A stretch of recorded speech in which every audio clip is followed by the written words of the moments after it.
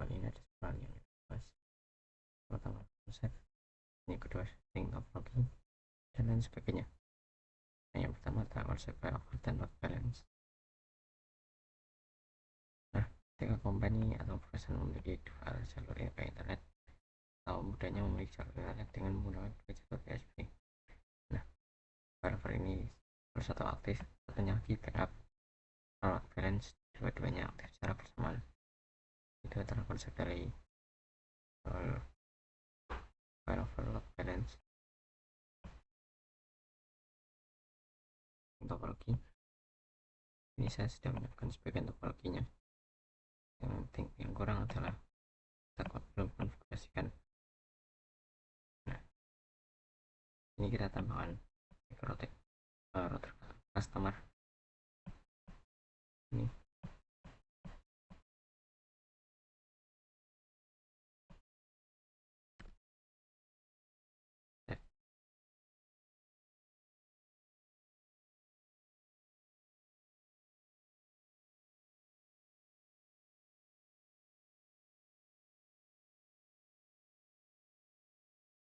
Ini router customer.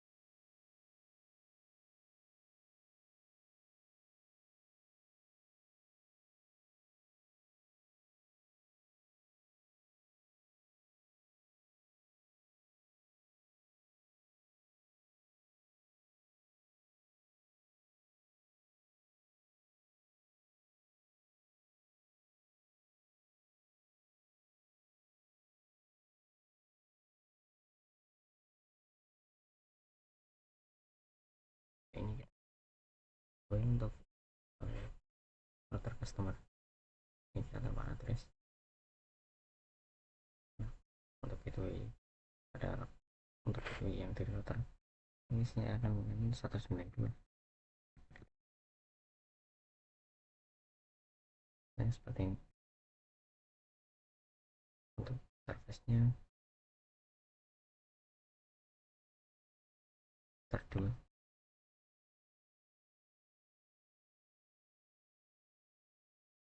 Dan oke.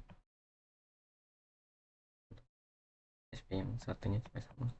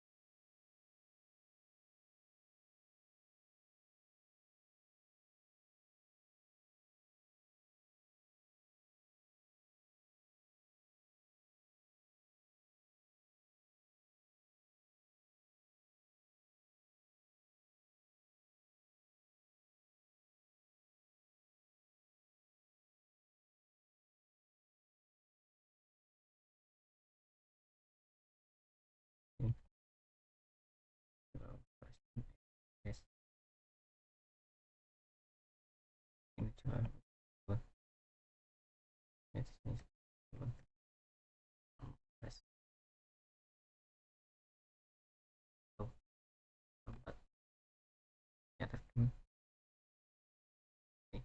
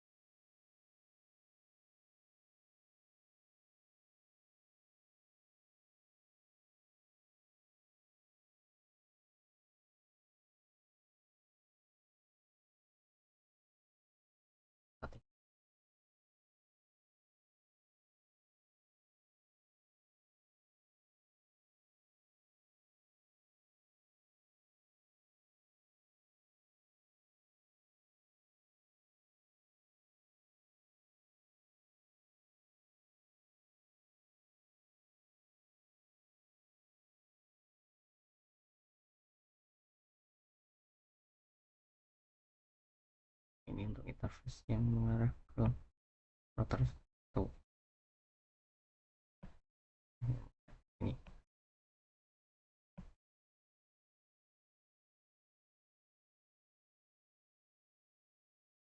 yang mengarah ke 172.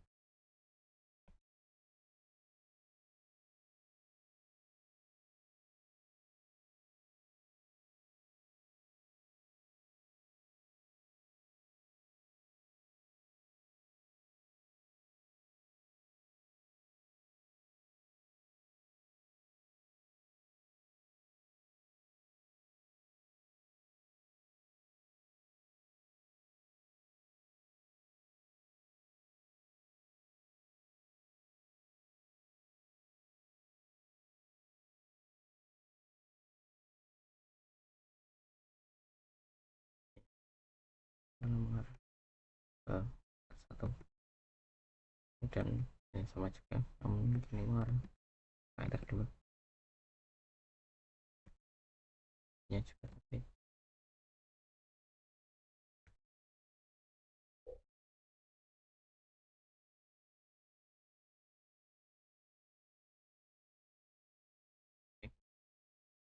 Terkonfigurasi dan berarti customer. Ini adalah add default route pada start customer. Nah, ini saya sudah melakukan konfigurasinya, topografinya seperti ini, dimana saya menggunakan bridge untuk menggabungkan dua interface ini, Ether 3 dan juga Ether 4. Nah, ini sekarang buat di PC-nya sudah bisa ke internet. Sudah bisa. Yang pertama kita lakukan adalah add route atau menambahkan default route pada router customer. Jadi untuk tahapan konfigurasinya kita masuk ke area script ya terlebih dahulu, kemudian kita pressing Windows. Sini kita connect ke Roman. Nah, kita masuk ke yang ini router customer, connect. Nah, yang pertama-tama kita akan lakukan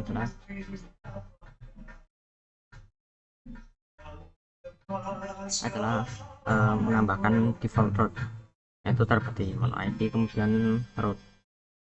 Nah, ini sudah terdapat dua route, dimana ini route kedua ini yaitu milik dua gateway, milik dua ini.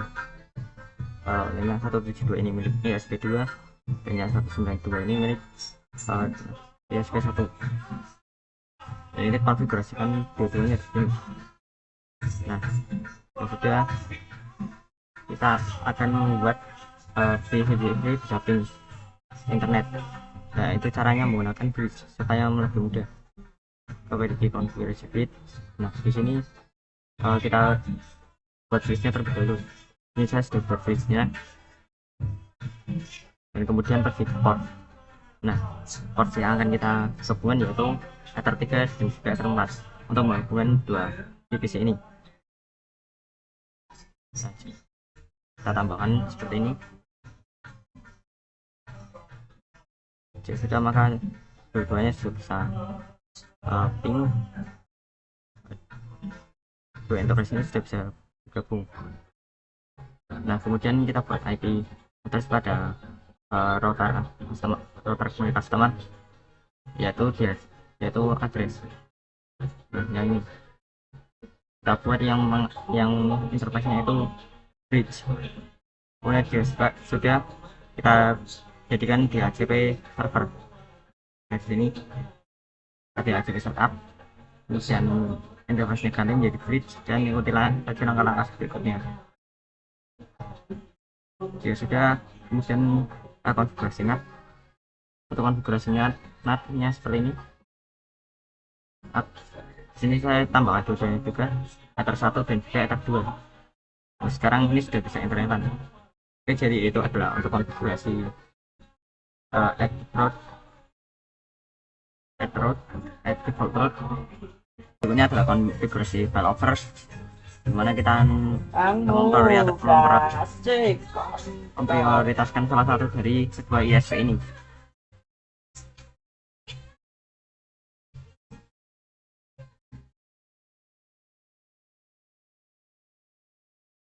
Ya dilihat di sini salah satunya Edge, padahal dua-duanya ini dalam kondisi aktif. Nah yang diprioritaskan ini adalah SP1 dan SP2 ini tidak diprioritaskan, dan ini disebabkan karena distance-nya. Nah semakin besar nilai distance maka semakin tidak diprioritaskan. Nah di sini saya akan memprioritaskan ISP2. Jadi di sini saya akan membesarkan nilai distance pada ISP1 karena di sini distance-nya 10. Nah maka yang akan diprioritaskan adalah ISP2. Kita coba kembalikan lagi ya, di sini 10. Nah sekarang yang diprioritaskan SD1 lagi. Jadi semakin besar nilai distance-nya, semakin dia tidak diprioritaskan. Nah sini misalnya di interface ini saya nonaktifkan untuk yang tetap 1.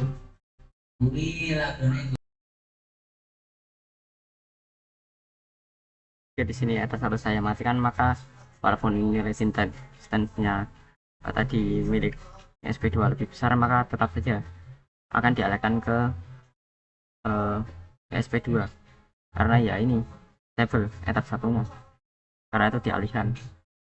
Nah ini dialihkan ke SP2 karena yang SP1 ini di disable alias mati. Nah kita nyalakan kembali.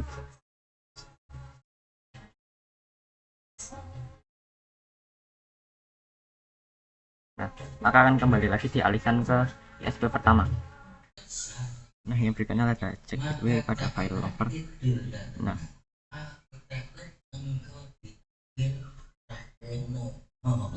gateway ini gambarannya ketika ISP1 tapi disable, misalnya yang ini server ini disable, maka akan dialihkan ke ISP2 secara otomatis.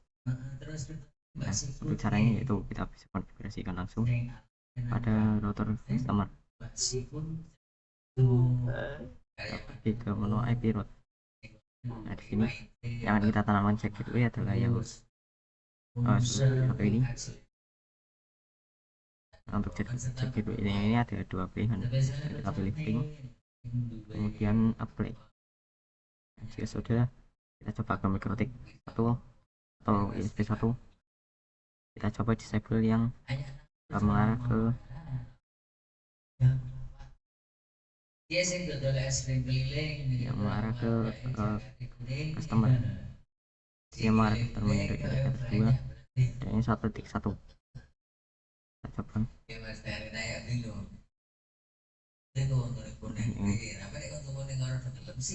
disable dan kita tunggu sekitar 10 sampai 20 detikan.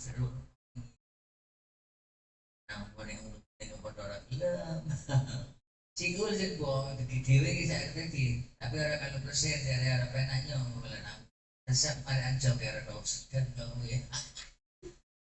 Cahaya dan jelema putri serta banyak. Nah oke, ini sudah berhasil.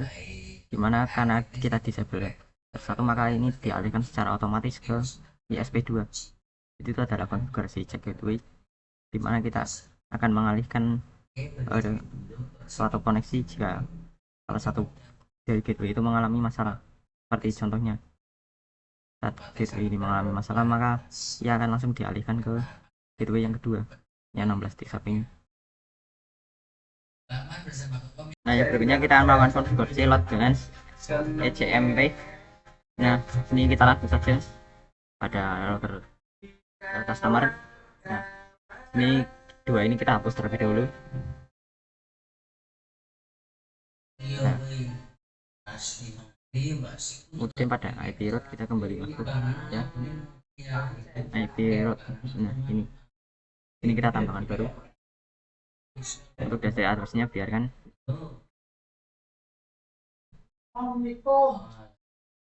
Nah, pada gateway ini kita akan memasukkan dua-duanya. Nah bagaimana caranya? Tinggal kita klik tanda bawah ini, maka sudah. Sini kita gunakan yang ISP1 terlebih dahulu, 192.168.1.1. kemudian sebentar. Nah yang ini seperti ini. Kemudian yang kedua yaitu 1.2.16.1.1.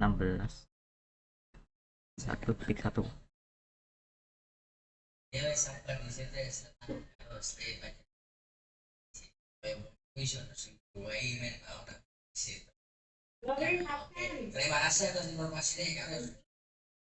Maaf ini kita nonaktifkan terlebih dahulu untuk cek gateway-nya. Nah seperti ini.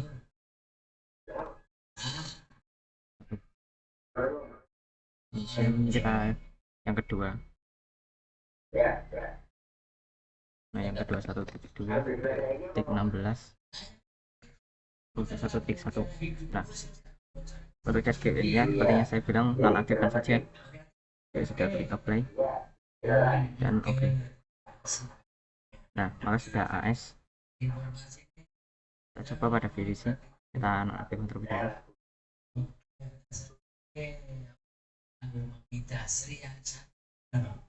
Nah, ini tanyakan kembali. Istri setia, istri teladan, istri soleha, terus istri tanggane ono.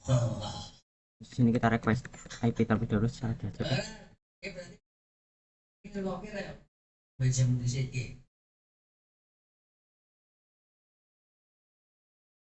Nah di sini dapat 254. Kita lihat soal IP. Nah oke. Sekarang kita coba ping. Oke berhasil.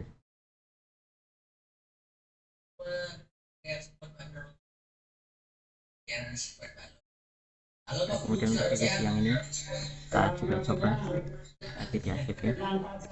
Kita request untuk penggunaan di ACP juga. Ini dapat 253. Kita coba ping 888. Ini cukup berhasil. Kita coba ping Google.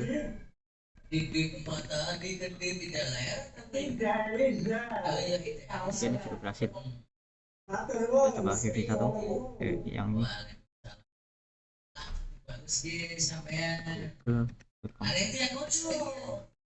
Oke ini juga berhasil. Oke itu adalah konfigurasi untuk load balance ECMP. Jadi ini kayak seimbang gitu. Yang berikutnya adalah trace route. Kita langsung saja pergi ke kalau di kamar ya. Kemudian kita pergi ke tools, kemudian trace route. Nah di sini. Ini kita kasihkan IP dari Google 888, protokolnya XMP, dan kita start. Nah, ini sudah keluar hasilnya, dimana kita akan melewati ISP2. Jadi dulu kita coba carvisual.com, lihatnya mana. Ini kita coba pada VPC nya. Terus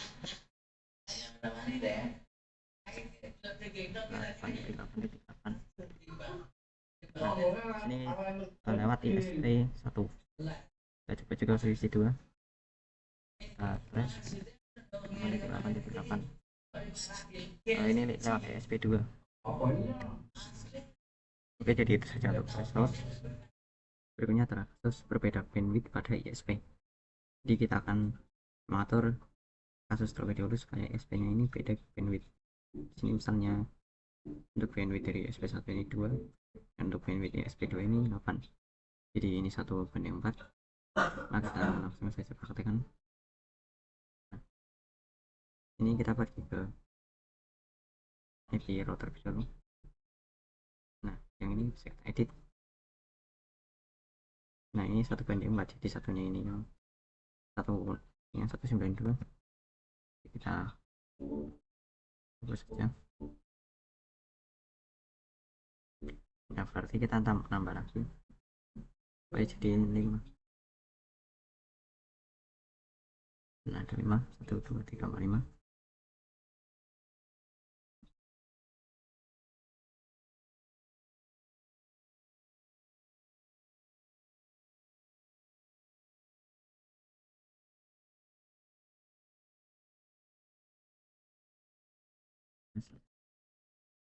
Akan berarti 1,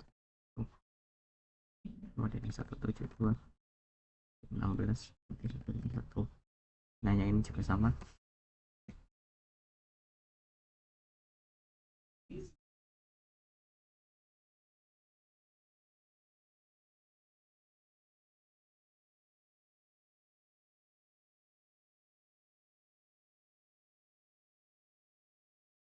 Ini juga sama.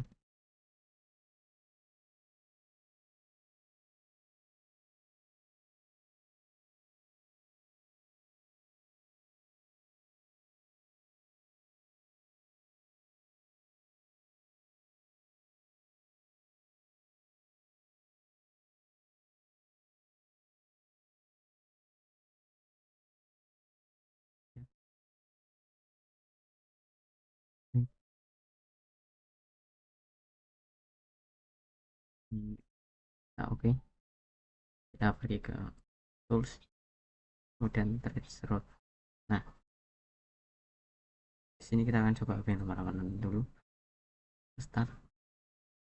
Nah, ini dia sudah menggunakan ISP yang 2, karena mungkin bandwidthnya yang lebih besar di pada SP2.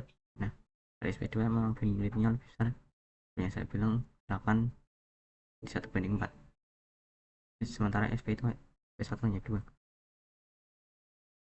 Kita coba yang lebih berat yaitu YouTube misalnya. Nah, ini salah satu.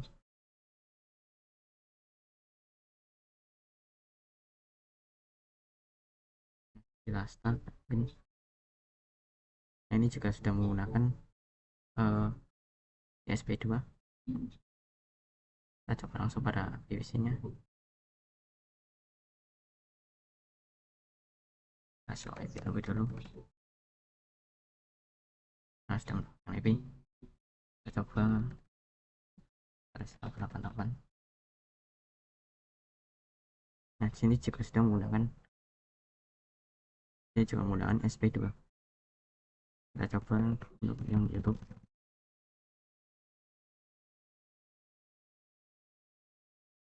141.251.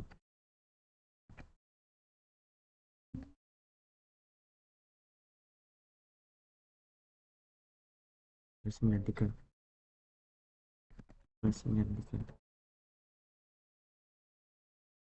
Nah, ini juga menggunakan SP2. Ini butuhnya terkonfigurasi load balance load rules. Di sini tanya PVC ini ingin internetan, tapi internetannya itu lewat hanya ISP1 saja. Begitu juga dengan PVC yang kedua, jika ingin internetan lewatnya cuma SP2. Nah, itu bisa kita konfigurasikan menggunakan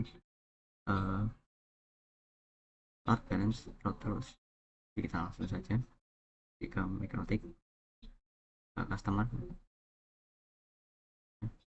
Ini kita disable terlebih dahulu yang tadi kita konfigurasikan, kemudian setelah kita pergi ke rules.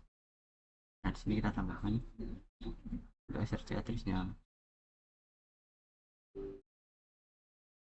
Nah, yang SSHDS ini isikan lebih dari VPC satu besarnya. Ini untuk VPC satu.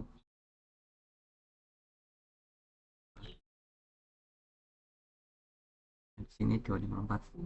Jadi kita tambahkan saja.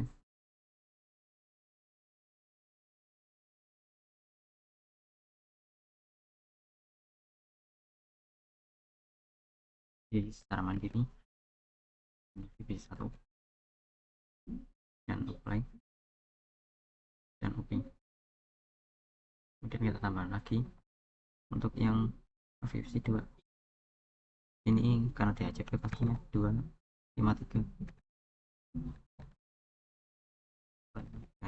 Ini kemudian tabelnya VPC 2 dan play dan oke. Nah, untuk tes address-nya biarkan. Kemudian untuk gateway-nya karena ini satu ini internetan cuma lewat SP1 jadinya isi IP yang ini 168.1.1.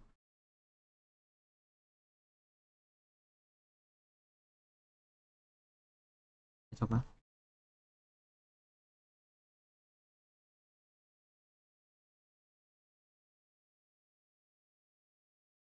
kita pilih routing marknya, kita pilih yang VPC 1. Ini jika sudah apply sampai langsung aktif. Kita buat lagi untuk yang kali ini yang dari VPC 2 ke ISP2 dimasukkan ke ini saja. Ini 72 tombol 1 ya sudah. Untuk routing marknya kita gunakan VPC 2.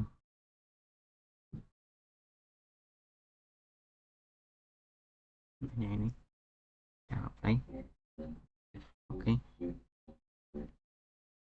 Beberapa VPC nya di sini press 88. Nah ini sudah menggunakan ISP1 168 1.1. Kita coba kalau ini sudah menggunakan ISP2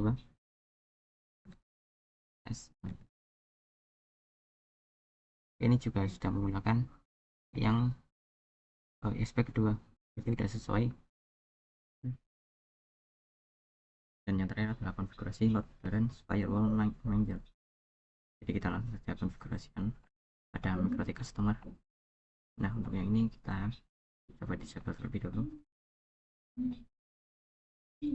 dan terus ini bisa kita hapus.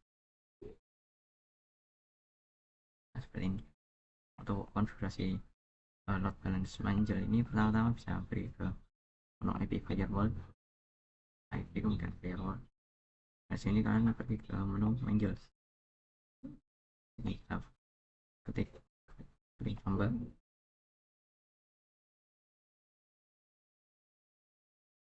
SRC addressnya ini karena ini saya buat untuk VPC 1 jadinya 10.254 10.10.254. Nah ini dan break actionnya kita gunakan mark routing. Nah yang ini channelnya sudah, actionnya sudah. Kemudian kita berikan nama new routing mark. Nah new routing mark ini terserah mau namanya apa. Ini misalnya saya mau namanya di sini namanya main strip ISP strip 1 seperti ini. Jika sudah apply VPC hijau, kemudian kita tambahkan lagi yang kali ini untuk VPC 2. SRC addressnya kurang lebih seperti ini karena saya menggunakan DHCP. Kemudian untuk actionnya kita gunakan mark routing, kemudian mark ininya kita buat juga